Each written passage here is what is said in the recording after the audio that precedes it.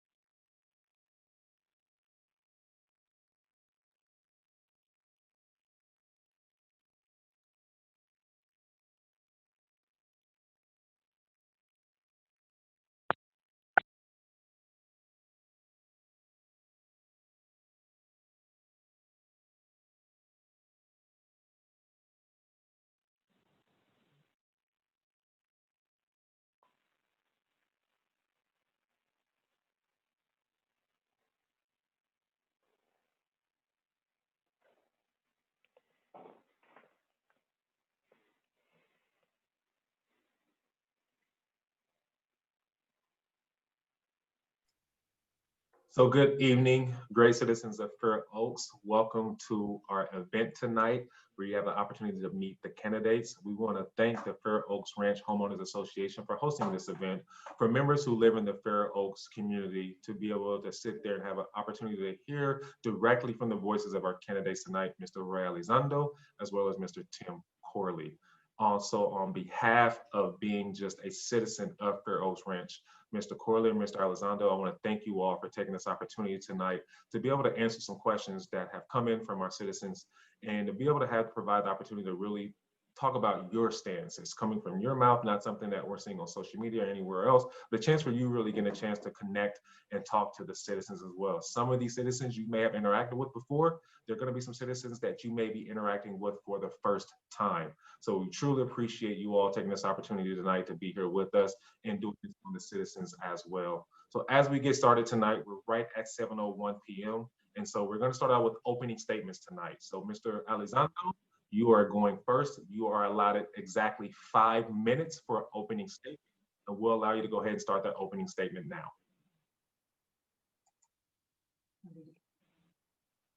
And Roy, can you come off mute for us? You're still on mute, sir.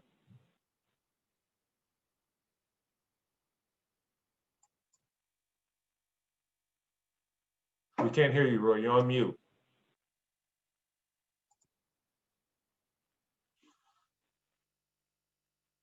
This is the joys of technology. Can you unmute him? Let me see if I can unmute you, Roy.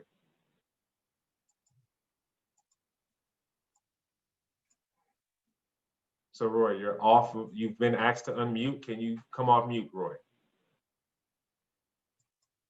It's not working for you? Tim, can you come off mute?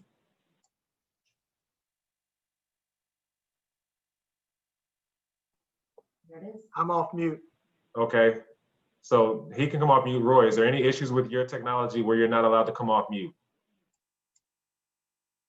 Okay, so Roy, let's have you log out and come back in. Yes.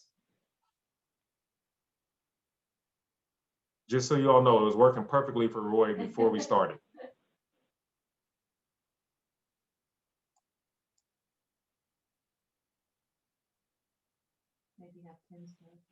So we will. So what we'll do, Roy, is as you work out your technology, Tim, if you don't mind, we'll have you start. You'll have 5 minutes for your opening statement. So since you can come off mute, Tim, we'll allow you to start tonight.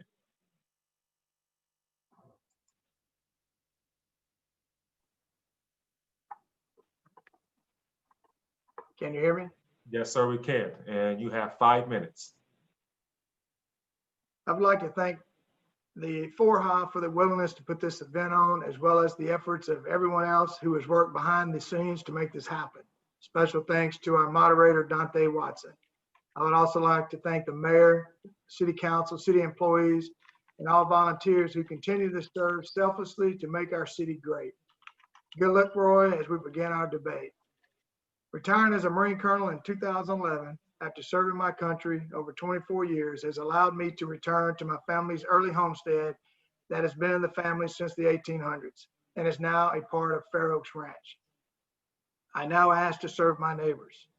Fair Oaks Ranch has great history before 1988 and after. There is much more to accomplish, and I know I can be of great assistance as we move forward.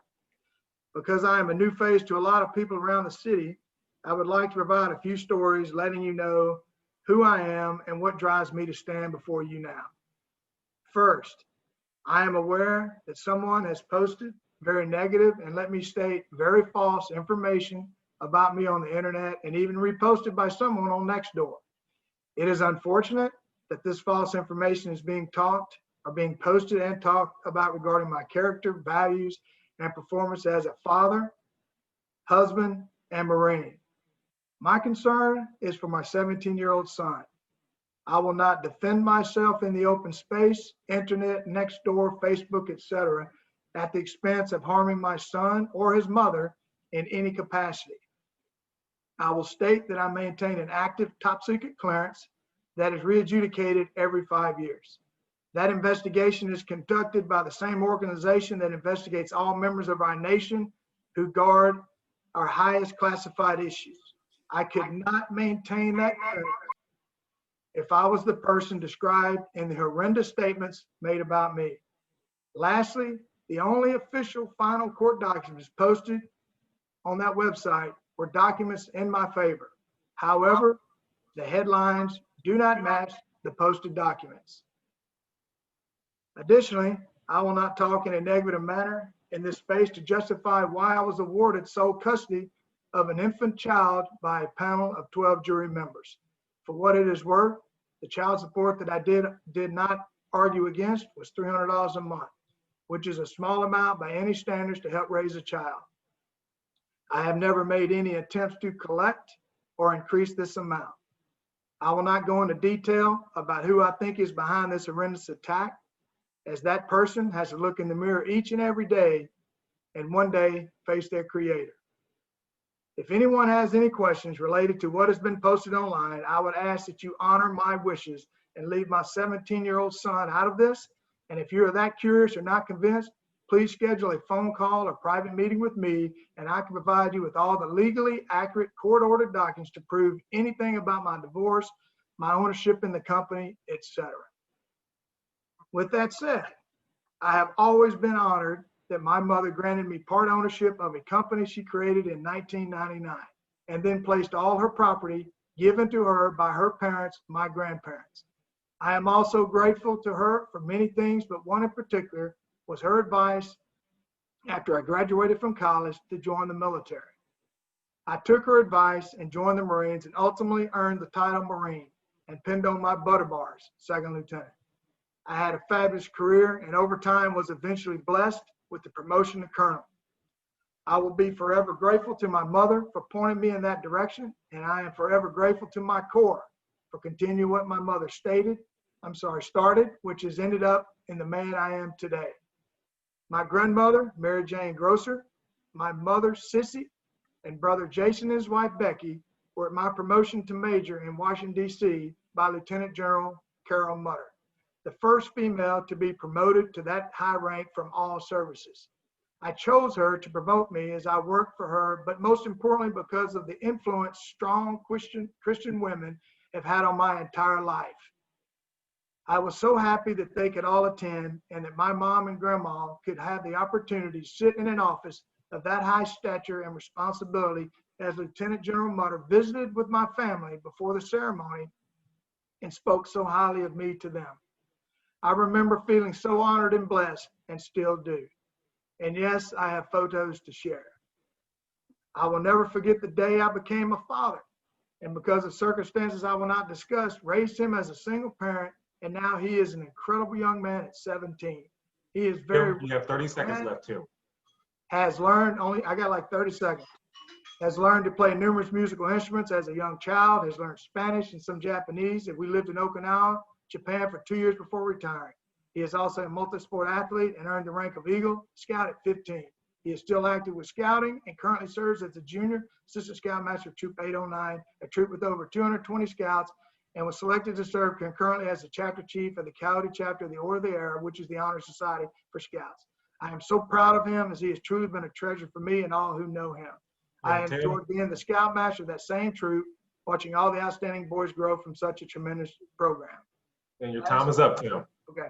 Time is up. Thank you for that opening intro. Roy, if you can come off mute now, it'll be your turn, Roy. Opening statement, 5 minutes.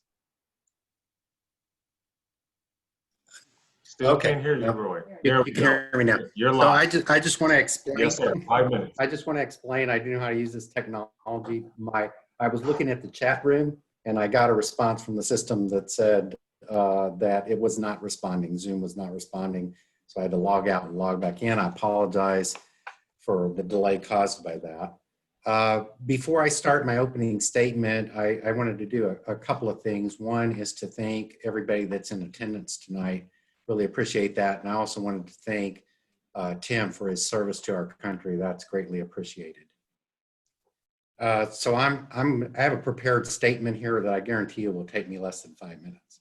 I'm a retired MBA and CPA with over 40 years of experience in business and industry, with a concentration in utilities where strategic planning and financial resiliency are the focus.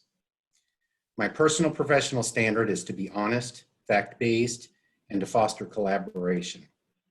I serve in an at-large position, so what that means is I support decisions that are best for the best long-term fit for the community as a whole. This includes considering how our city looks and functions and affordability for our residents. My wife and I moved into the home we built in Fair Oaks Ranch in 2005. And right after that, I got involved in active in the community doing various volunteer projects. We have 2 kids and 3 grandchildren. My son is active duty Air Force at this time. I started out as a 4-H work crew member doing things like adopt a highway and parks and trails work, including helping to erect the play set that's at Boots Park now, which was all done by volunteers. I started out in 2009, Al McDavid asked me to consider running for the 4-H board, and I did. I served 2 terms on the 4-H board, first as Parks and Trails chair and then later as treasurer. I did everything from dig ditches to develop policies needed for better fiscal management and procurement. In 2016, Elliot McConnell asked me to consider running for city council. I really respected Elliot, and he was a hard guy to say no to, so I agreed. I'm not so sure my wife did.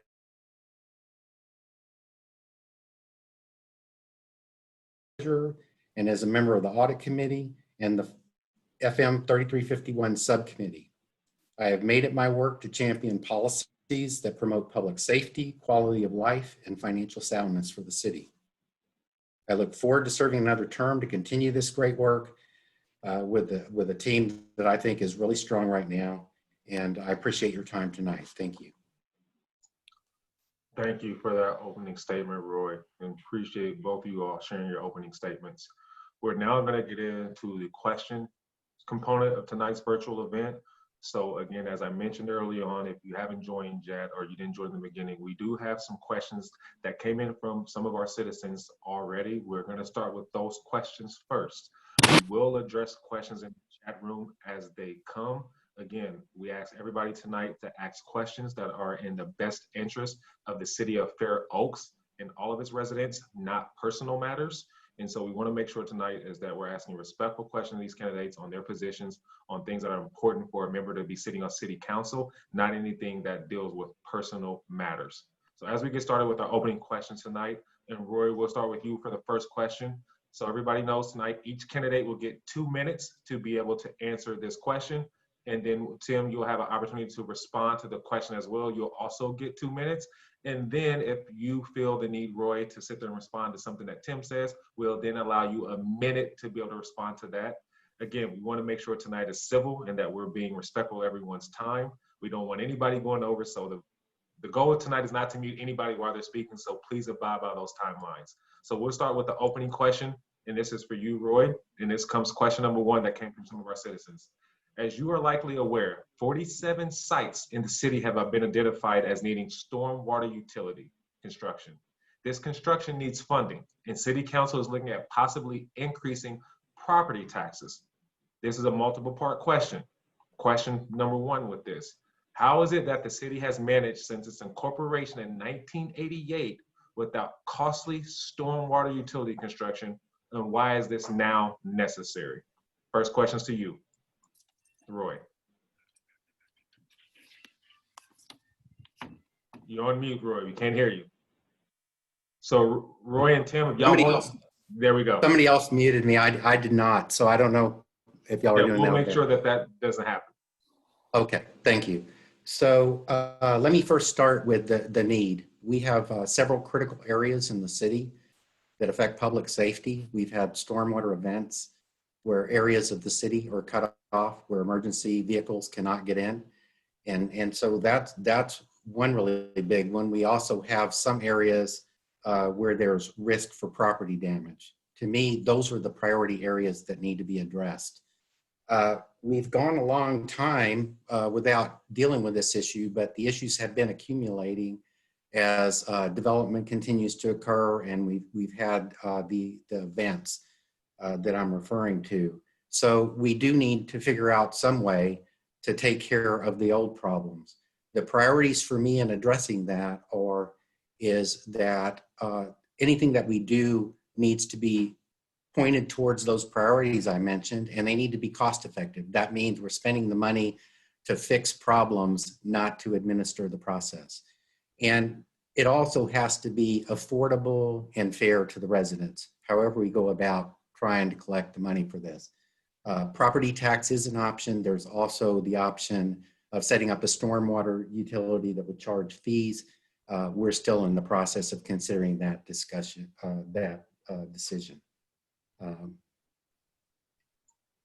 I hope that answered the question. Thank you for that, Roy. Tim, we'll give you part 2 of this question. And this question is, what is the history of stormwater damage to include the cost of insurance and outright repair for these damages?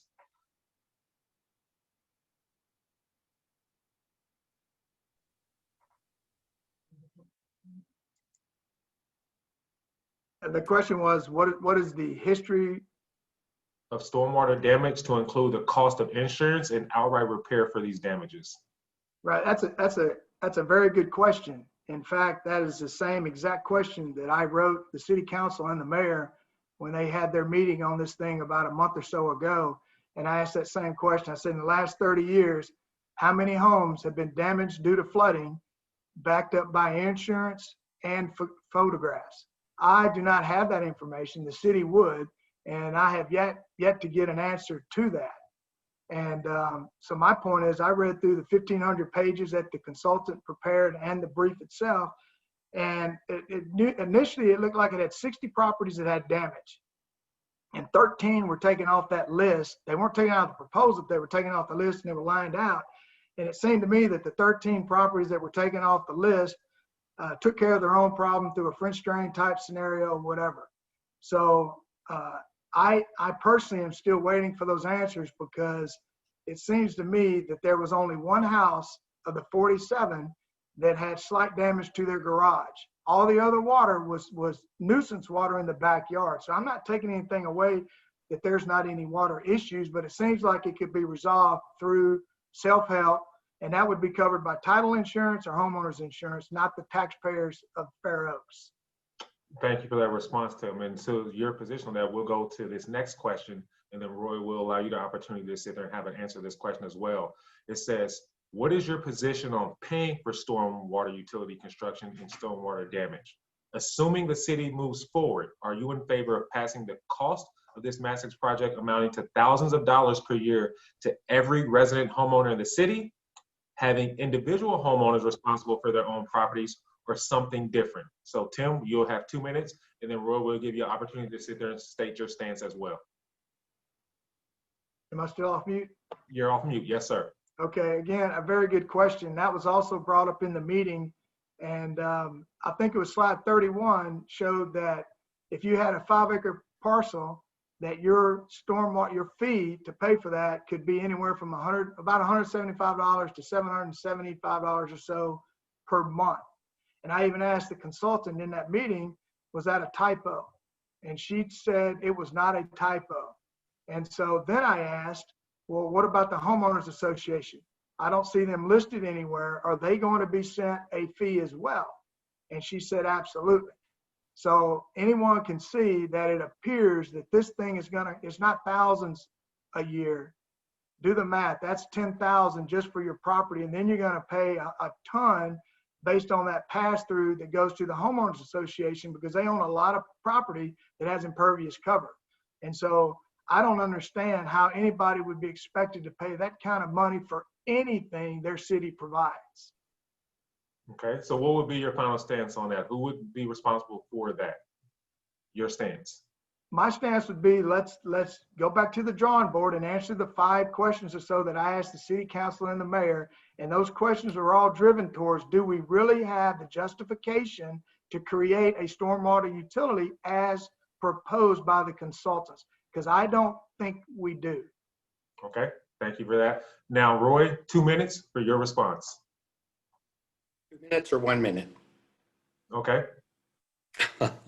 So I'll repeat what I said. To me, the priorities are where we have a public safety issue or we have actual property damage occurring. And so the first way we control cost is to make sure we have a properly prioritized capital improvement plan.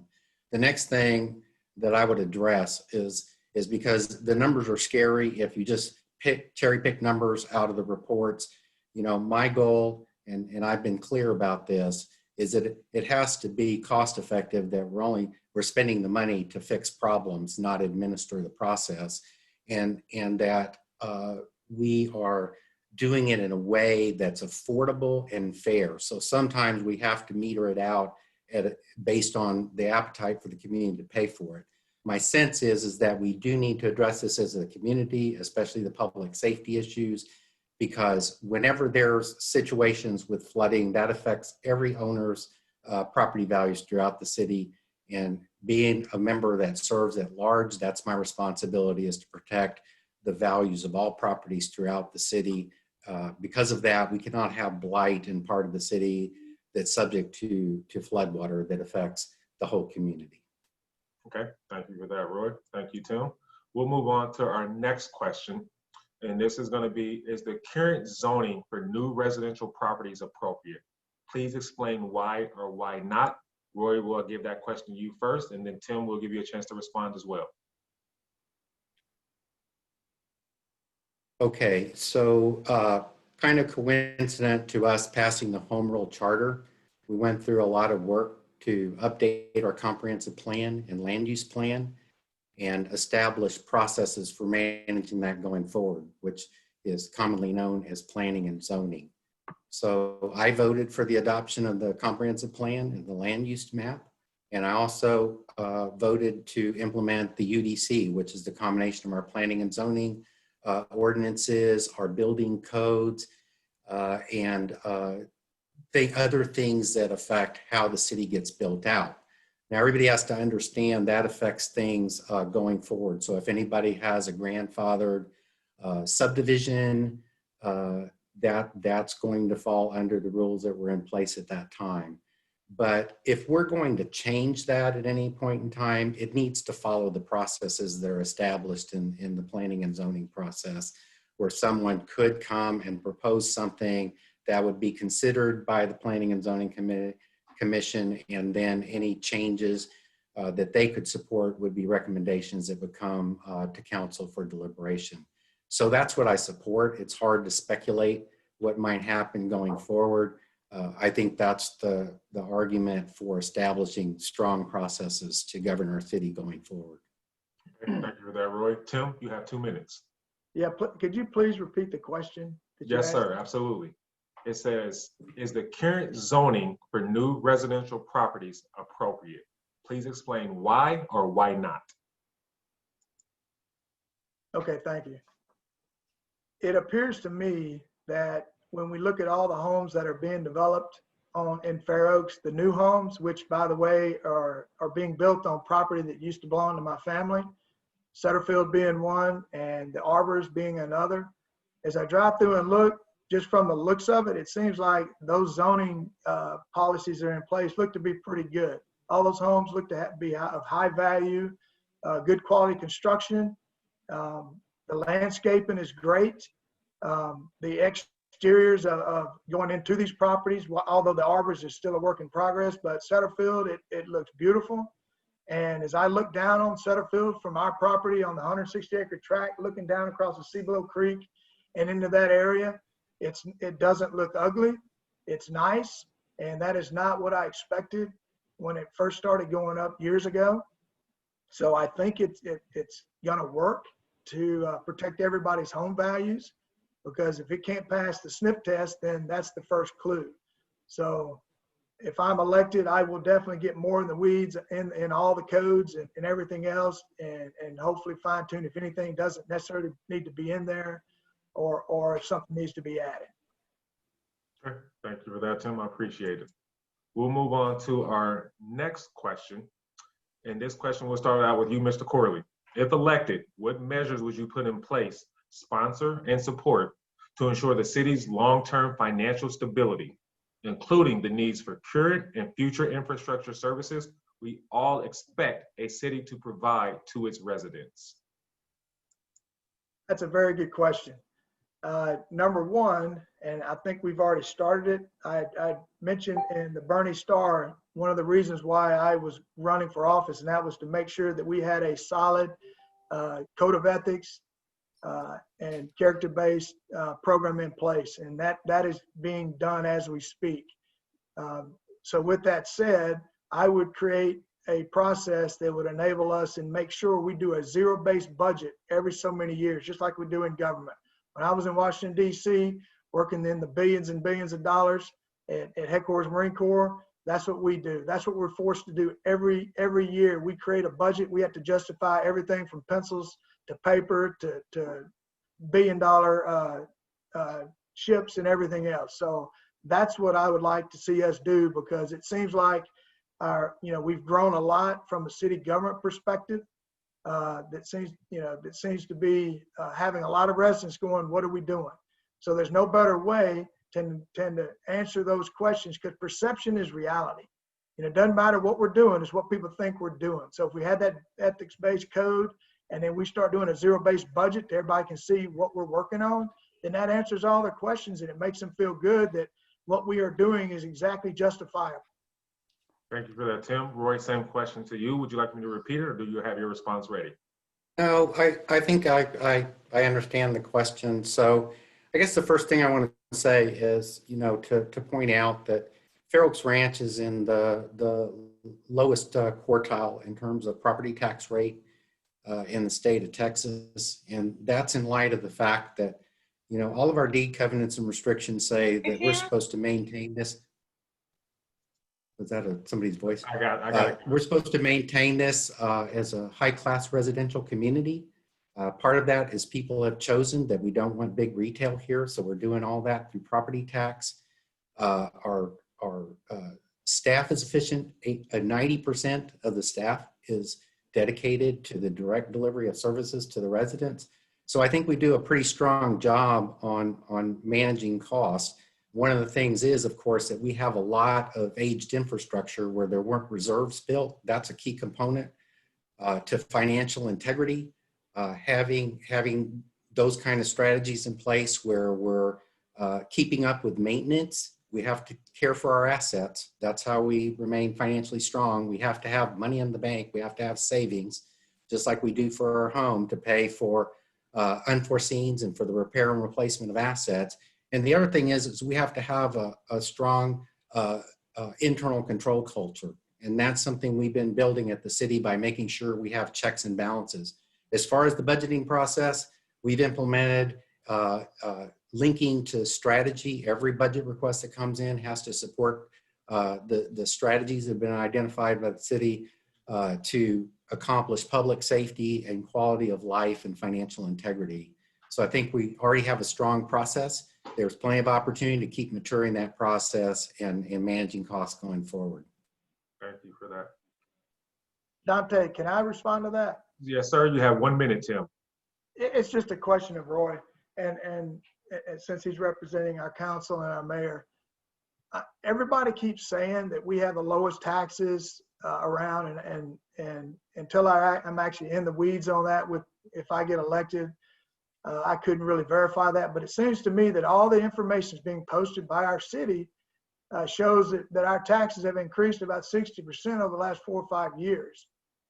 And that's what a lot of residents are telling me when they're standing in line trying to vote is, what's going on? Because everybody tells us that it's the lowest in whatever, but yet they still see their tax bill going up and up and up, just like I've heard that our water bills are going up tremendously. So I would just like to ask Roy, how does the city explain that our taxes have increased supposedly 60% over the last 4 or 5 years? And if it's not true, how so? Thanks. Roy, I'll give you 1.5 minutes for that response. Well, I'm just going to say, so we compared, so like to peer cities. And again, a lot of these peer cities have sales tax and hotel occupancy tax. I'll point you to Bernie. We're 10 cents 100 lower than Bernie, that has lots of retail and hotel occupancy to contribute. Again, I'll point out that we've had to do a lot of work to take care of 40 years of not funding maintenance that has to be made up for. So there has been a step function to do that. But, the services that we provide are what the citizens are requiring to keep our city looking and operating the way that they expect for a high class residential community. And we, I think, have done a strong job of that. I have to answer in my household for the tax rates too, but things have to be paid for. And I think we're doing as good a job as anybody else in the state and delivering a high quality city for a reasonable tax rate. Thank you for that, Roy. We're now going to move on to our next question. And so what we have now for question number 5, what and why, if anything, would you change about the level of services that the city currently provides for our public health, safety, and welfare? And we'll start that question with you, Roy, and then Tim, you'll be able to respond second. Well, let me say that change is constant. So we're always looking at new requirements and trying to become more efficient while maintaining a good level of effectiveness. One of the things that's really a strong emphasis for me is public safety, and that's our police, fire, and EMS. We have some challenges coming up in the area of fire protection because of some changes in our provider that are going to bring some challenging questions. With all of the regional growth that's going on, we have constant pressure on our police force. Those areas in any city budget are a huge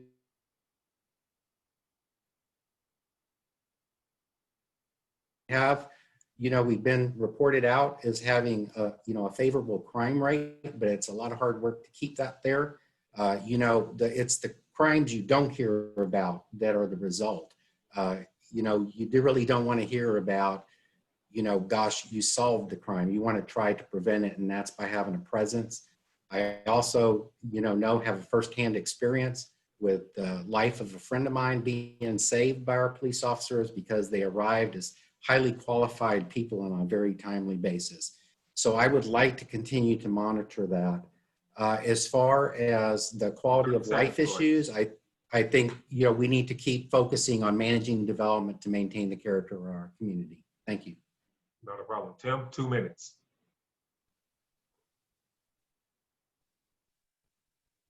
What I'm hearing from all the residents is that they want Fair Oaks to remain what Fair Oaks was meant to be when it was first established a long time ago. Nobody wants to be a Bernie. Nobody wants to be a San Antonio. And nobody wants that big government that comes with being like those cities. And, a lot of residents continue to ask me and say, why do we keep hearing references that we need to be like other cities? We don't want to be like other cities. For example, we don't have a fire department. We outsource that. And I think Roy alluded that there's going to be some challenges coming up in the provider. And what he means by that, if I'm not mistaken, is that our contract is about to run out with Leon Springs. And so we're going to be faced with, and I think I heard rumblings around the city or people asking questions, do we think we need a fire department of our own?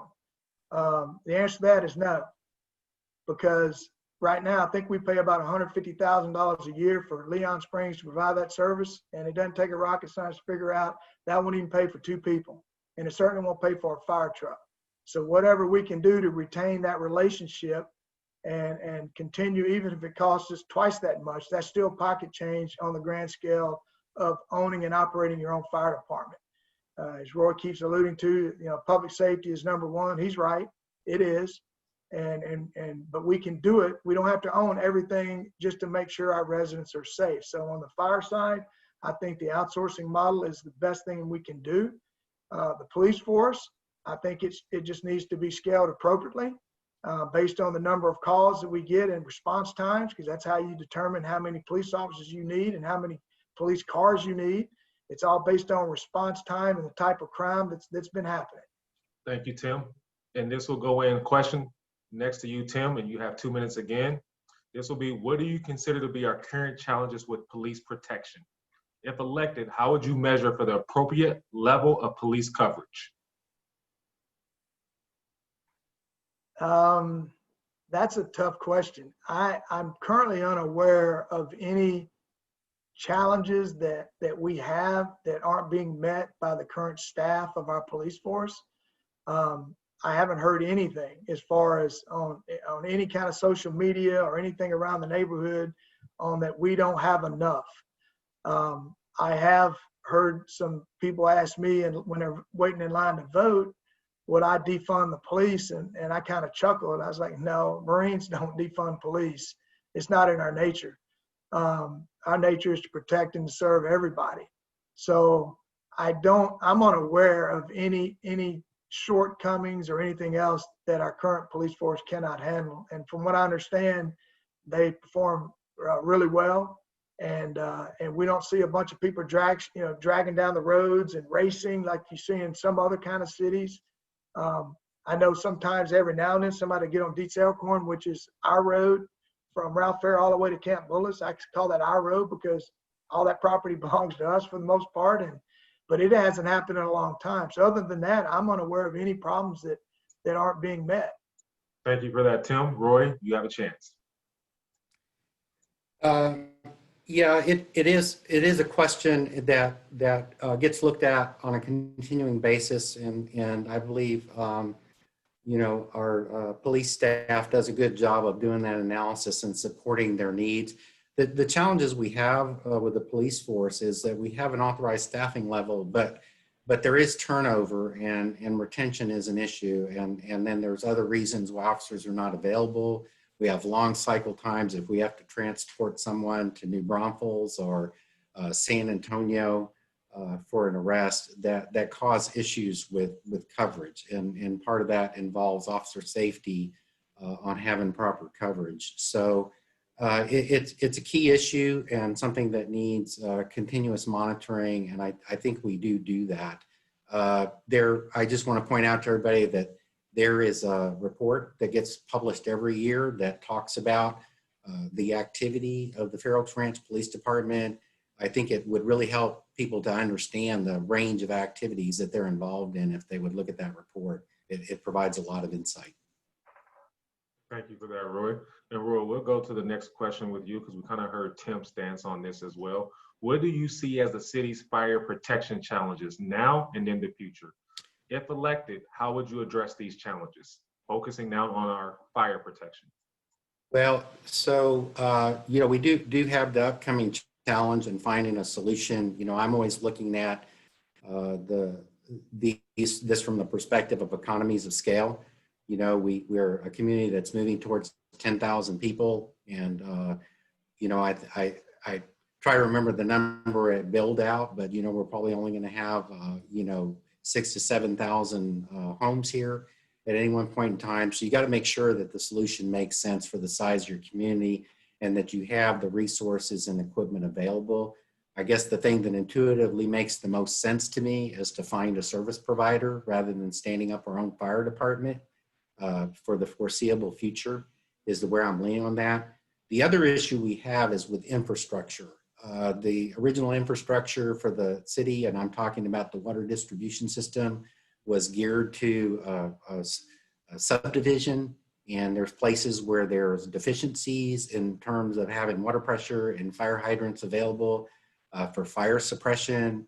The nature of our water storage capacity raises questions. So those infrastructure questions on the water supply have to be looked at as well, or mitigated by the types of resources that you bring to bear if you don't have the access to fire hydrants. Thank you for that. And Mr. Corley, this will be a question for you. If elected, are you committed to serving your entire term? The answer to that question is yes. And the only thing I could think of that would probably change that is if the residents came to me and said they would want me to run for mayor. And I would consider that, but I fully expect to serve my entire term. Thank you for that. And now going up to the next question for you, Mr. Corley, and then Roy, this question will come to you.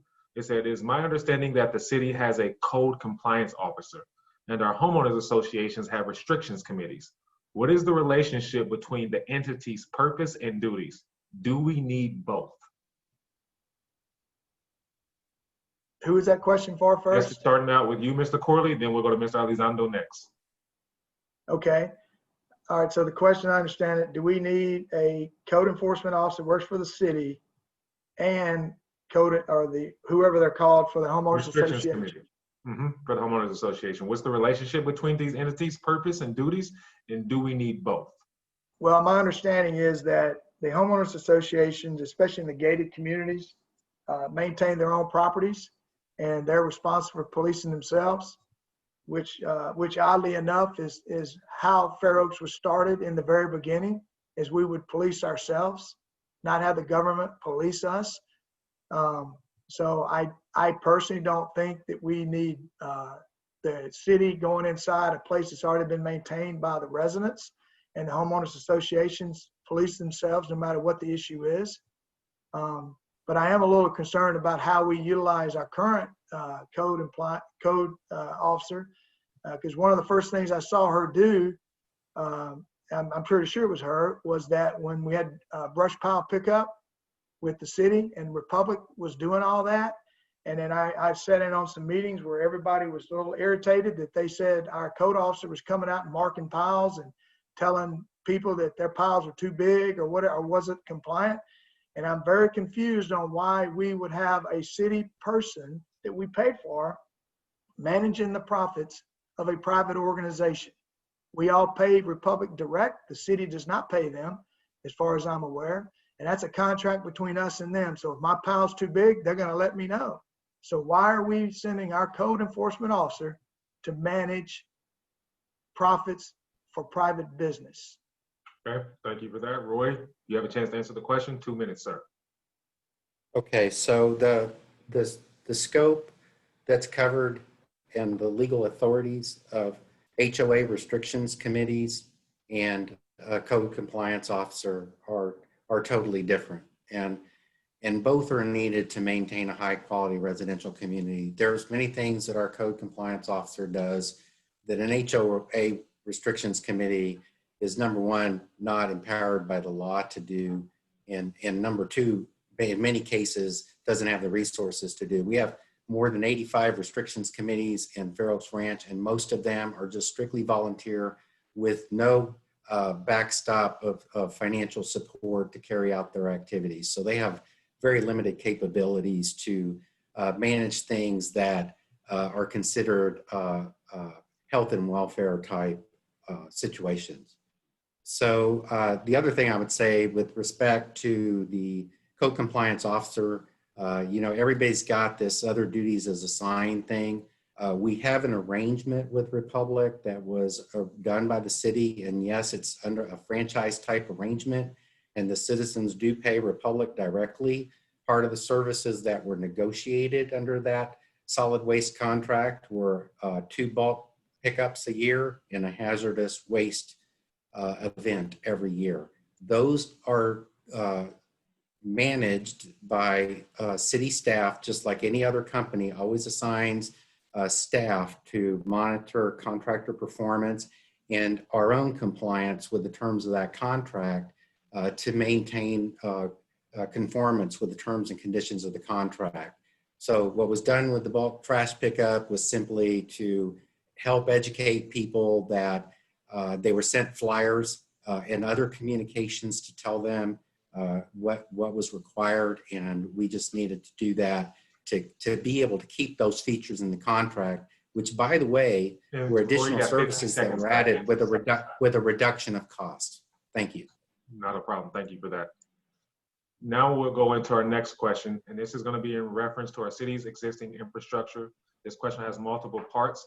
We'll start with you, Mr. Corley, for the first question of this. It says, what issues, if any, do you believe the city has with its streets, and how should they be addressed?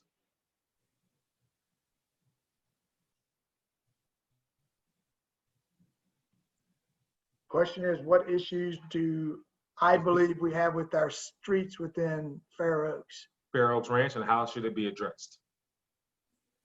Well, I think there's 2 issues with this. Number one, we have streets that are maintained by HOAs. And so the city does not touch those streets at all. And they go back, if you go to Rain Tree Woods, they've been around since the beginning of Fair Oaks. And if you go through there, there's nothing wrong with those streets, which means they were probably built correctly. As I drive through Fair Oaks Ranch proper, which are on the streets that I believe are maintained by our city, it appears that they're being maintained as well as they can be for the price. We just recently implemented a repaving service that I don't recall how much it costs, but it seems to be pretty effective the way they did that.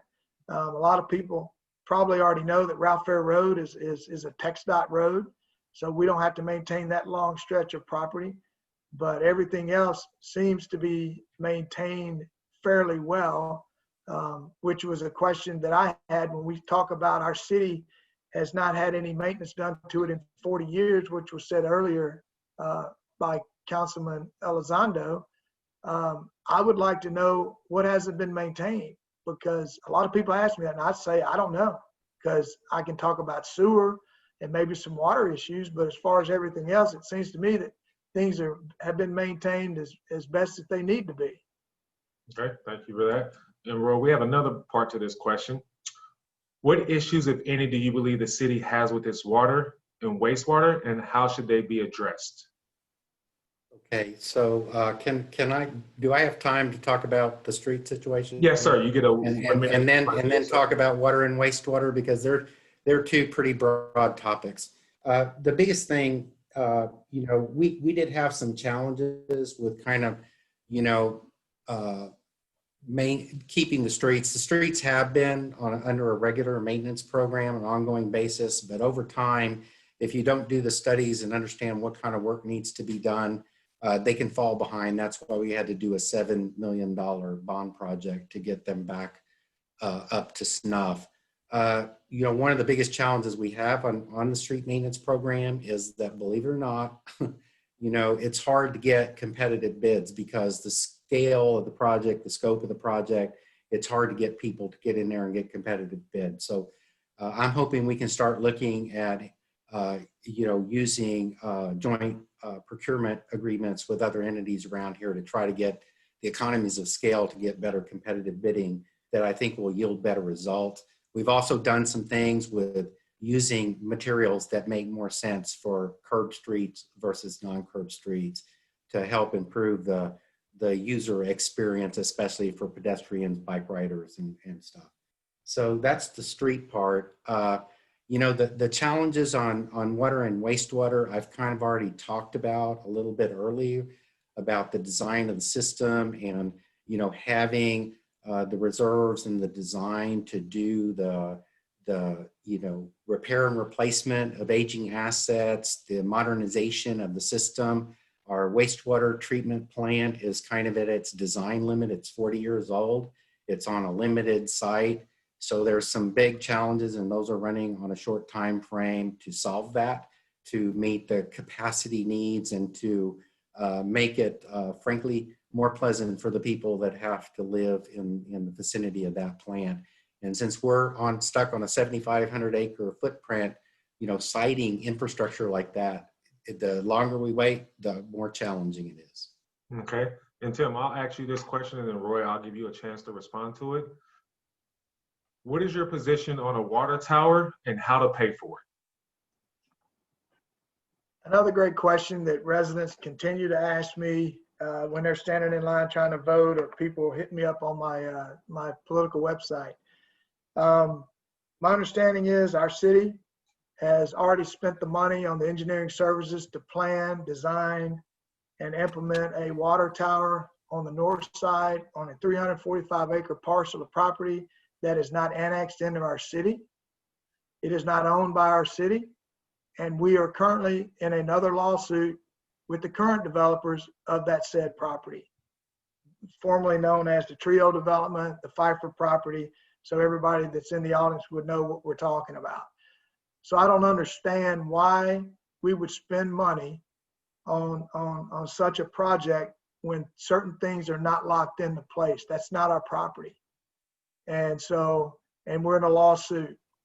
And so my position on that is, as a city, we can negotiate and we should always negotiate in good faith. And I can see no scenario where we would not have a developer pay for that product. People will say, well, the law says that we only have to they only have to pay 50% of something. Well, that may be, if that's true, that doesn't mean we can't negotiate for 100%, because if the developer wants to put something out there, he'll go the extra mile to pay for whatever it takes. Because if you go to get water from any provider, they will tell you, you as a developer, you will put in your infrastructure. If you need a water tower, the water tower is going up, you're going to pay for all of it. And then when you finish your development, you're going to turn the keys over to me, the water provider, and I'm going to send bills to your residents from here on out, free. That's the way people negotiate when they have something that you need. So my 15 position seconds left, Tim. So my position would be to negotiate in good faith so that our residents do not pay for things that a developer needs to make money. Thank you, Tim. And just so we're clear, you are in favor of us having a water tower in the city? I am not clear on whether we need it or not. That's another issue where I need to see all the information so I can drill down and see if we really do need one, because I don't know if we need one or not. Okay, perfect. Thank you for that, Tim. Mr. Elizondo, this question will go to you. What is your position on the water tower? Wow. Yeah, there's lots of stuff to impact. And yes, we need a water tower. We need the water tower for current requirements. And we need it for commitments that have already been made through our comprehensive plan and existing development agreements to provide water.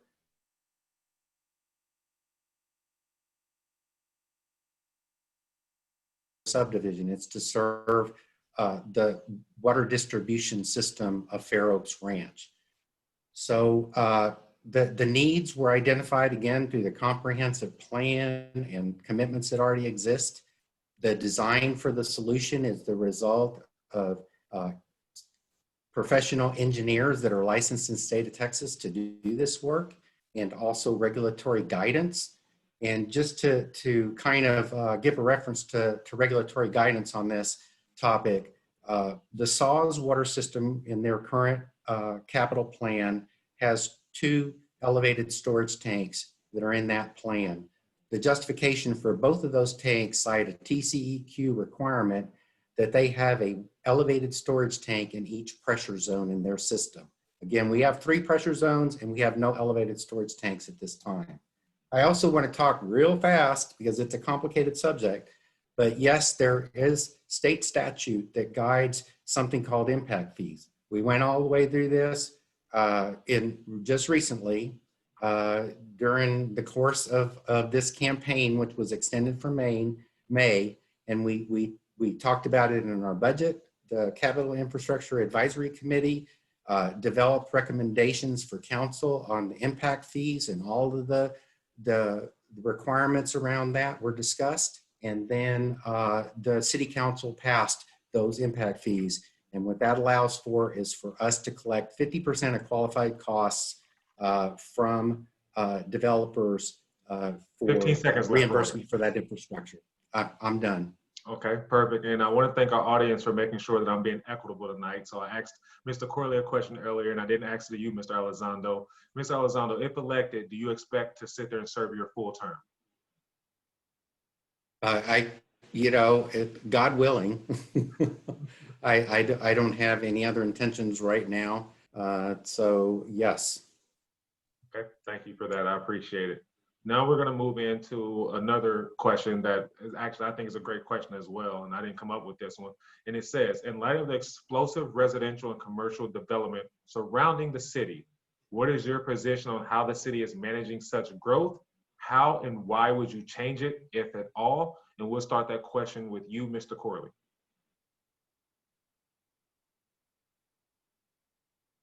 Okay, again, the question you're saying is how would we manage growth?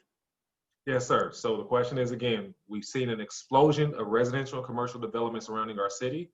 What is your position on how the city is managing its current growth, and how and why would you change it, if at all? Well, my understanding is we are landlocked. We just annexed all the properties within our ETJ. I'm not sure if they fight for property is in that ETJ or not, I can't remember, but we're landlocked. So we're not going to be growing outside what we are today. So they've already come up with a comprehensive plan on how the city officials see the actual development growing. So when you say growth, it doesn't appear that we're going to grow in size as far as land mass, but how we're going to finish out those developments with houses or commercial properties and all that other stuff, that's another point. So based on that comprehensive plan, there's only a few places where the city is currently looking at putting some commercial things, and it's not a lot. So to keep it the way it was supposed to be built in the very beginning, I don't see us putting much commercial anywhere other than where it already is. So if we were going to grow commercial, it would probably, like I said, be exactly where those locations are today. I don't see us putting up commercial on the north side or anywhere else. Thank you for that, Mr. Corley. Roy will also give you 2 minutes for that question as well, sir. Okay, thank you, because it's a really good question and it's important. The way I understood the question is, I always have to use my hands for this, sorry, but we got San Antonio coming from one direction and Bernie coming from the other direction. And I think Tim's right. We don't want to be Bernie and we don't want to be San Antonio. So maintaining the character of our community is very important. We have put tools to manage what happens inside, our city limits and ETJ. In some cases, there's some development agreements that pre-existed, and that would be like the Pfeiffer property as an example of that we're managing to. But the rest of the issue is, in our limited capacity to do so, is to work with those surrounding entities to try to get the best results we can for our community, understand the impacts of those developments on, what happens in Fair Oaks Ranch. I have a case where I intervene's a strong word, but got involved in a City of San Antonio Planning Commission meeting because I heard of a development that was going in Dietz Elkhorn where our citizens were not communicated with and our city staff was not communicated with. So I got involved in that meeting and encouraged them to follow a good neighbor policy. And now we are trying to figure out, what the traffic impacts on Dietz Elkhorn are going to be from that and working more cooperatively. That's the same kind of thing we need to do with the leaders around us as these big developments go in, especially, in Bernie that are on our city borders, so that we can at least manage the impacts of those developments within our community. Thank you for that. Now we'll go into another question, and then after this question, we'll open it up to some chat room questions, and then we'll have some other closing questions as well. And we'll start with this one with you, Ms. Elizondo. What do you see as the essential services the city must provide, and what would you do to make sure those services are meeting the citizens' needs? Okay, so we've talked about this a lot because basically I boil it down. You could break it into a lot of little pieces, but it is public safety and quality of life. And the quality of life stuff is that the city looks good and the services work well. And there's an array of services. We've already talked a lot about public safety. How do I make sure those are meeting the citizens' needs? And that's basically, I feel like we've done a lot. From the time I've been on council to open up meetings, I'm constantly encouraging people to come to the meetings. I get a lot of communications too and channels, various channels, but I encourage people, if you come to the city council and you tell us all at one time, that's how things bubble up on the agenda. I'm going to give you a recent example. People were saying, what's all this, stuff going on Dietz Elkhorn and vehicles traveling fast and lots of truck traffic and everything. And so they came to us and we listened and we've initiated a study because that's also going to be a big issue as the 3351 changes go on and there's some big commercial development happening on the other end on I-10. We need to get way ahead of that. That's not something you want to be in a position where it just all of a sudden you woke up, one morning and that stuff was there and you had to manage it, because Dietz Elkhorn was designed as a residential street and the character of it is at risk of changing significantly. So we need to get way ahead of that. Thank you. Mr. Corley, you have 2 minutes to respond to that question as well. You're on mute. You got to go off mute. I was just saying, please repeat the question because I was kind of focusing on what he was saying. No, not a problem. The question is, what do you see as the essential services the city must provide, and what would you do to make sure those services are meeting the citizens' needs? Okay, thank you. First of all, I think everyone's aware that our current wastewater system is probably near its capacity, and it's also outdated. It requires drying fields. It's a tremendous cost to have that stuff hauled off, and it's way outside the norm on what people do in today's environment to treat sewer. And so I do think that in the near future, we're going to have to address that and come up with a better alternative. And I think there's ways we can do that to where it's not going to cost our residents a lot of money. There could be some trade-offs as far as what we do with that current platform that we have now, i.e. the land mass required to do what we do now. We could trade off on another piece of property with another landowner to create a beautiful building infrastructure where the sewer is being treated inside.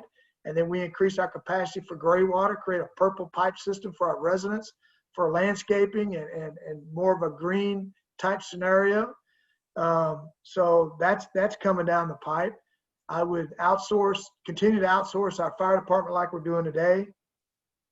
I would keep the police force at its current size and only, like I said, and increase it if we need to. I would think we need to look at our water issues because I think we're buying water from GBRA, and we've been doing that for about 20 years. And it's a pay regardless of what you take scenario. That causes our water rates to be higher because if anybody knows anything about the water business, it's regulated on the profits that a utility can make. But what people don't understand is it's not regulated on what that water gets sold to that water Yeah, 15 utility. seconds. Okay, so I think we need to relook at how we do our water and continue at that rate to keep it low. Thank you. And now we're opening Can I respond to that real Yes, quick? Roy, you have 1 minute. Absolutely. Yes, sir. Yeah, because I realized I skipped over something earlier, how you would pay for the water tower, how would you pay for improvements to the water distribution and, where you get your commodities from and the wastewater treatment. All of that just affects the utility customers. And we have some people that are city water customers and some people that are wastewater customers and some people that are both. That is not going to be borne by all of the citizens in Fair Oaks Ranch, but only by the utility customers. So I wanted to make that distinction. And, the type of plant, I would love for us to be able to afford the type of plant like Bernie has that Tim was describing, but the price tag on that thing is ginormous. So if we're going to do something like that, we really have to look at it together as a city and see what we could afford. Thank you for that. We're now at the portion where we're going to be accepting questions in the chat. Again, please make sure that you are asking questions that are in the betterment for all citizens of Fair Oaks. It won't be personal questions or personal matters. There has one that's came in, as we've talked about, and Mr. Corley, you mentioned this early on, about the size of land that you and your family owned. And we've also talked about commercial and residential development. And so with such large areas of Fair Oaks that's still undeveloped, what are any plans that, and we'll start with you, Mr. Corley, since you mentioned about the size of the land that you and your family owns, and not asking this from a personal matter, asking this from the interest of Fair Oaks because it is part of Fair Oaks Ranch. What is your thought process on large lands that are undeveloped in the Fair Oaks community, and how should those lands be developed to maintain Fair Oaks in the manner that you spoke of earlier? Okay, great question. And again, I'm watching on the chat side that people are asking, what is Tim Corley? And I'm going to go ahead and throw in his family. What's their intentions for the property he owns? Mm-hmm. We've had this property in my family since the 1800s. And as you've watched on the left side of Ralph Fair Road, headed towards Bernie, that was owned by Ralph Fair. On the other side, it was owned mostly by my family, cousins, etc. And over time, as my grandmother would say, we have watched everybody sell out. And the intent was that we weren't going to sell out. And so now what's left is us and then one of my cousins who own property in Comal and Bexar County. and we have resisted development for a long time. And I've been an owner and a member manager of this company for about 20 years. And I have fought the need or the desire from developers. I have fought family members that wanted to sell. So to answer their questions and their concerns, not just about my family, but all the other properties, what we need to do as a city is we need to quit suing people. We need to quit getting sued, and we need to negotiate in good faith with property owners so that we can meet in the middle and develop, if people do decide to develop what's in the best interest of all.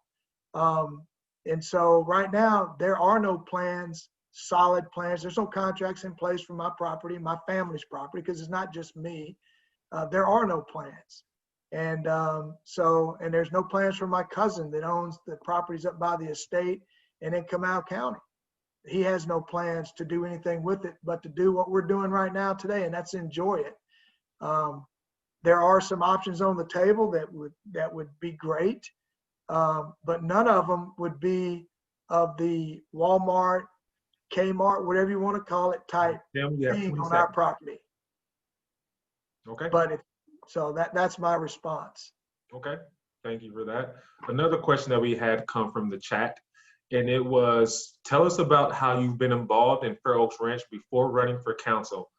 Have you volunteered in our community? So we'll start that question with you, Mr. Elizondo, and then Mr. Corley, you can answer that next. Yeah, I mean, it's pretty much what I covered in my opening statement. I didn't go into my entire life history, but I've been a chronic volunteer. So when I came here, started getting involved with volunteer activities for FORHA, Adopt a Highway, trail work, got asked to be on the board. After that, I've been covered every inch of every trail and park in Fair Oaks Ranch on my John Deere with my chainsaw, doing work and leading volunteer crews to help do all that stuff back in the day when we had enough young guys that could still do that kind of stuff, and we felt it was safe. And then I got asked to be on council, and I'm involved in that and several other volunteer boards. One I always like to mention is CLIA. That's the Kendall County Citizens Law Enforcement Academy Alumni Association. Sorry for the acronym, I didn't invent it, but that's where we do fundraisers and things and raise money to help pay for things for Fair Oaks Ranch Police, Bernie, and Kendall County Sheriff's Office that don't make the budget cuts. And so feel real good about that work. But, like I said, I've done everything from dig ditches to implement policies for good governance. So that's how I've been involved. Thank you. And Tim, you have a chance to respond. 2 minutes for you as well. Yes. That question could be a lopsided question for any new residents of Fair Oaks as they try to seek and serve their new community. While I am a fairly new resident, since our properties were added to Fair Oaks, as I stated before, my family was here before almost everybody except the Fairs. And what I would like to say on that topic is that, just like in the Marine Corps and any other probably large organization, you promote people based on what they can do. And that's based on what they have been doing. And I've lived all over the country, and I was in the Marine Corps for over 24 years. And I can go back all the way to my early days in Drew, Mississippi. I've always served everywhere I've been. I've served with helping with charities. I've served as volunteer coaching countless hours. I've served cleaning up roadways, cities, you name it. Since just in 2011, when I retired and came back here, I was living in Alamo Heights. I was on the board of directors for the Little League. I can't tell you how many hours I spent a week helping out that community. And same thing as a Boy Scout master. I'm a Scout master for the largest troop, one of the largest in the world, if not the largest. And that's what I love. That's my passion, is to serve others. And now that I'm a resident and I'm living out here full time, I'm going to do the same thing. So it's really not, to me, it's not what have I done for Fair Oaks for the last 100 years, other than my family's done it, because that counts. We've been here a long time. We've been serving this community. Bernie, my grandfather built the Bernie Library. Look it up, Google it. So I promise you, if elected, I'm going to continue to serve as I live here each year. It will grow. Thank you for that, Tim. And now we're going to revisit a question, and it's one that continues to come up from one of our residents in the chat room as well. And what I stated, and we'll give each of you 1 minute to respond for the sake of time. It says, we both of you mentioned the fact we've had a comprehensive plan completed, but the comp plan is not the law.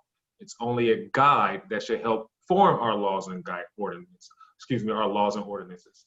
So they would like to revisit the question on where each candidate think the city is as far as zoning and ordinance that guide development guidelines, such as size, height, building material, density, types of development. So Roy, we'll start that question with you, 1 minute, and then Tim will give you a chance to respond in 1 minute if you so choose. Yeah, so the comprehensive plan is basically a document that captures our vision. It was developed with a lot of community input about what they wanted the city to look at like it's built out. So we backed that up with planning and zoning and building regulations and stuff to try to achieve that vision. Now I can tell you that in one of the recent legislatures, they kind of undid some of the parts that we did on building materials as an example. But our aspiration is to use those framework documents to partner with people that want to come in and build in Fair Oaks Ranch to maintain the ambience of our city, to have it be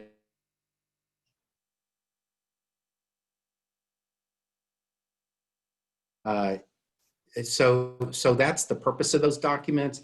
But just like, and you know, I'll pick on you, Tim. You know, I always heard this is kind of a battlefield thing.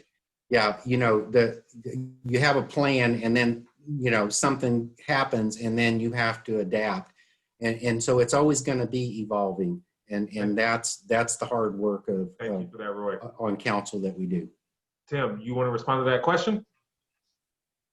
Sure. And 1 minute. I see who, and first of all, I see who sent that question out there, and I would like to say to her that her son went to the school where my son was going last year, and just let her know we're still praying for her husband and for her son as he's off to college now, and hope they're doing well.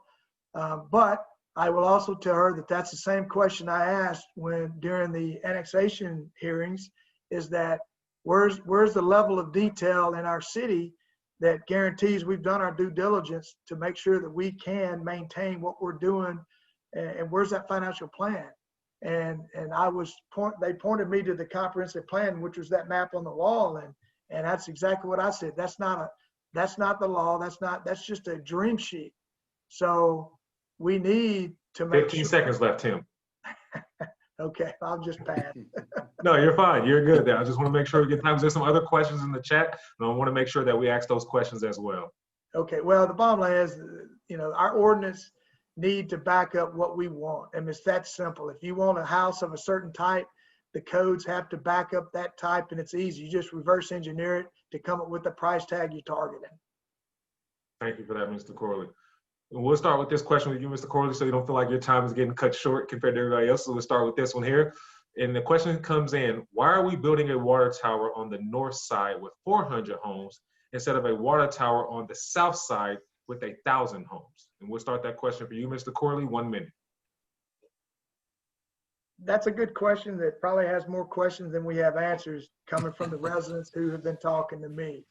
I was told that the reason why we were building that tower on the north side, and I think Roy hit on it earlier, was that it's a requirement coming from TCEQ, and I'm unaware of any such regulation that says that we have to do that. And again, if like he said, if you have a water system in place, yes, you do have issues that you have to deal with that treat pressure, but there's other ways of doing it as well, not just a water tower. There's other things that can be utilized to provide that same type of output. Thank you for that. Mr. Elizondo, we'll give you an opportunity to respond if you so choose. Yeah, again, so one of the reasons it's north side is because that's where the issues arise for current requirements and future requirements. And again, it is the recommendation from licensed engineers and regulatory guidance. I already pointed out that SAW's capital plan specifically states that they require an elevated storage tank for each pressure zone. And that's because I think that the other solutions is typically hydropneumatic tanks. And most systems of any size, those are usually used for pressure regulation, not for primary pressure. They rely on backup generators, which are another point of failure. Gravity never fails. So why it's not on the south side, I'm going to tell you that my perception is a lot. It's because, and what I've been from talking to the engineers, is the infrastructure on the south side at this point is the pipes in the ground are the big problem. They're a constraint on doing anything. And again, I will also point out that building something where there's already a lot of existing homes is much more difficult than taking, a spot of land that's open, and it's only about a 3 or 4, 5 acre piece of that land that would have to be acquired. It's not for that specific subdivision. The siting and the design of the tower were based on public input. Thank you for that, Roy. Can I respond to that? 30 seconds, Tim. Okay, number one, Roy says it's only a 3 or 4 acre piece that, and again, it would be eminent domain that would take that. Well, if it's your property, 3 or 5 acres is a lot of land. And it's happened to my family. It's not, it's not a pretty situation to have your land taken from you. But what I would like to ask Roy is, where are the tests from the fire department that says that we don't have the right pressure to do what we need to do with the fire department? Because they do those tests all the time. They go out and test fire hydrants, hook up to them, make sure they're working correctly. They're required by law to do all of that. So where are the test results that say that we truly are at an issue where we have problems? Thank you, Roy. I'll give you 30 seconds to respond. Yeah, this isn't a fire department test of an existing fire hydrant. This is recommendations from engineer about what's a solution that will work through build out. Can't build infrastructure like that that's good for 5 years and then you have to do something else again. And again, regulatory guidance from PCEQ. Thank you. We're moving on to our next question. And this question is coming from the chat. It says, Fair Oaks Ranch has an opportunity to be more embracing of diversity, more inclusive of those members of our community of different races, cultures, backgrounds, and experiences. What are your thoughts on having us moving forward in this area? And we'll start that question with you, Mr. Corley, and then we'll give you a chance to respond to that, Roy, if you so choose, and you have 1 minute. Okay, thank you for that question. And this is another issue that has been brought up since we started voting. And when I talked to the folks that were talking to me about this very issue, my first shot across the bow is, I'm unaware of any issues in Fair Oaks Ranch that deal with any type of race, cultural, any kind of racism. I am unaware of anything like that happening in this great city. But I will tell you, if I was on the council, or if I was the mayor, or I was just a private citizen, that type of behavior will not be tolerated. It's not tolerated in my entire career in the military. And if you're that way, you're gone. A classic example is on Facebook today. There was a 2-star general that's overseas that just got fired just because he uttered the N-word to his troops on, what would you say if I said that word? He got fired because of that. And that's the environment I just came from. It's not tolerated. I won't tolerate it. And I will be very bold in anybody that I will bump into, that if I see anything like that. And oh, by the way, that also chimes in with the code of ethics and the code of conduct for our city employees and our city council and mayor. So in my opinion, it just will not be tolerated. Thank you for that, Mr. Corley. Mr. Elizondo, we'll give you a chance in 1 minute to respond to that question as well. Yeah, I mean, I absolutely believe that, one of the things that makes this country great, and I think that should include our city too, is diversity and in all manners of speaking. So I fully embrace that. And I think, I'll give Tim credit for now. He got to go first. So, but that has absolutely got to be the standard for our community. Okay, thank you for that. And that's what we have so far in the chat. So what we're now going to do is just open it up to, again, these last 10 minutes to give you all an opportunity to talk a little bit more about yourselves as well and your experiences. So we'll start this question with you, Mr. Elizondo. What is your favorite part of living in Fair Oaks? So, you know, it's hard to nail a favorite part, but, you know, my wife likes having her horses in the backyard, that's for sure. And, you know, I sit there, if anybody can see this on the video, that's a guy we call, you know, Mr. Jiggles, but big axis deer. So we like the wildlife, but, you know, I grew up in Dallas. I came to the San Antonio area in 1973. And, you know, the whole time until like about 16 years ago when we bought this place in Fair Oaks Ranch, somebody asked me what my hometown was, I'd say Dallas. When I moved here and the character of the community and the people that live in it and the nature of it, this became my hometown. And so it's just kind of an all-inclusive thing. It's very precious to me. I'm doing everything I can to try to work to maintain the character of this community. Thank you. And then Tim, we'll open this question to you. I know that, as you said, you're a new resident, yet you have family history here. What has drawn you to want to now be a full-time resident and living here in Fair Oaks? What is your favorite part about being a new resident in Fair Oaks or being a resident of Fair Oaks through your family's history?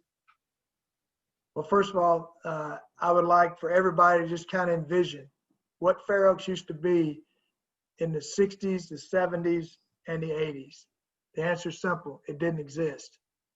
And that's what it was like when I was out here as a kid, roaming from Dietz Elkhorn all the way past the Cibolo Creek and on around the bend towards Almond Road on all our family's properties. It was unbelievable as a child. And I brought my son here at 8 after I retired, and he enjoyed that same thing just on our small 160-acre tract behind Nooners. And it was wonderful. But unfortunately for today, those times are gone. So when I sit here living in my grandparents, my mother's home, and I look out and I see houses being built all around me, and I see the light and the noise that was never there when this city was started so many years ago. And all I could say is to everybody out there, imagine what it was. And then, you know, because I hear everybody complaining about, we don't want this, we don't want that. All I can tell them all is, I hear you and I agree with you. But life goes on. So what I love about this city is it still is a small city. I want us to keep it a small city, keep the taxes low. I think we can reduce those. Keep the water rates low. We need to reduce those and make it stay the way Ralph Baer intended. We're not Bernie. We're not San Antonio. Well, let's quit growing. Let's get back to business the way we used to be, and let's keep on with that. And I think if we're able to do that, then none of us are going to have regrets down the road when it's 20 years down the road and we have a tail that's so large that we can't afford it other than increased taxes. Thank you for that, Tim. And then our final question for this evening, Mr. Elizondo will give you 2 minutes to answer this question, and then Tim will let you have the last 2 minutes to answer this question. And it says, to help us understand your motivation as a leader, what draws you to municipal leadership, and what would you consider meaningful impact on our community? What draws me, you know, I guess my just, you know, ongoing desire to serve, to give back to my community is the primary driver. I think, you know, I bring a lot of capability. Most of my career was spent in the municipal environment. So I know how the wheels of municipal government work and what you can do and what you can't do, and so that you can develop strategies that work. Again, I come from an industry that was way into long-term strategic planning and, you know, just totally was all about the financial foundation to be able to continue to do that. So I think all that learning in that industry gave me a great platform to do the kinds of things that this city needs. I come from I've done everything, the corporate planning, the corporate governance, to bring that policy view to the work and the help create a strong financial foundation for the city so that it's sustainable. You know, one of these days, I don't want to be on city council. Somebody's going to succeed me. We have to have the structures in place so that the city can continue way into the future. I would like my grandchildren and great-grandchildren to be able to come here and have the same kind of city that we're trying to work to build now. Thank you for that, Mr. Elizondo. Tim, 2 minutes. Please ask that question again. Yes, sir, my pleasure. It says, to help us understand your motivation as a leader, what draws you to municipal leadership, and what would you consider meaningful impact on our community? Okay, thank you. I've been a leader in some capacity my entire life, from my childhood days to now. When I joined the Marine Corps, I had a finance degree and a minor in economics and investments. And my mom, I already told you, she taught me, said I should join the Marine Corps, etc. And then when I chose infantry, she almost fainted. When I chose the Marine Corps, she almost fainted. She thought I was going to go into the Air Force and be a finance officer. But when I told her I was going to join the Marine Corps, because that's what people do, that's what I want to be. I want to be in the action. I want to be leading from the front. And then I chose infantry, and she's like, are you kidding me? And I said, Mom, that's just what I do. That's in my blood. I want to lead on the front line. I don't want some cushy job in the background.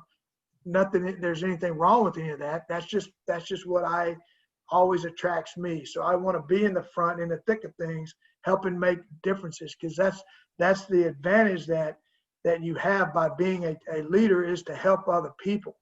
And you know, people don't work for me. They work with me. And that's the way I've always been. And so just like with the Marine Corps, you know, find a job you love. You don't ever have to work a day in your life. And that's what I'm hoping this is going to be an enjoyable deal for 3 years or whatever. And so that it's going to be an enjoyment. It's going to add value to my life, because I'm going to be able to help other people solve problems and just put a common sense approach to what we're going to do moving forward. Thank you for that, Mr. Corley. That will conclude our virtual event for tonight. We want, again, thank all of our citizens first and foremost. This can't take place without you all. As they both said, you all are who they are representing. You all are who they work for. And so we appreciate the questions that came in beforehand, and we appreciate the questions that came in tonight through the chat. We also want to thank the Fair Oaks Homeowners Association for the opportunity to be able to have this event, so that when we all go to the polls, we can make an informed decision. And we have the opportunity to hear words exactly from the candidates' mouths, not something that we may have read on social media from somebody else, yet giving them the opportunity tonight to be honest and candor with their responses to the questions tonight. So we want to thank everybody for joining tonight. Everybody continue please to be safe. We wish the best for you and your families, and make sure you please go to the polls to vote on November 3rd. And if you already done early voting, we appreciate that as well. Thank you so much, and everybody have a blessed evening.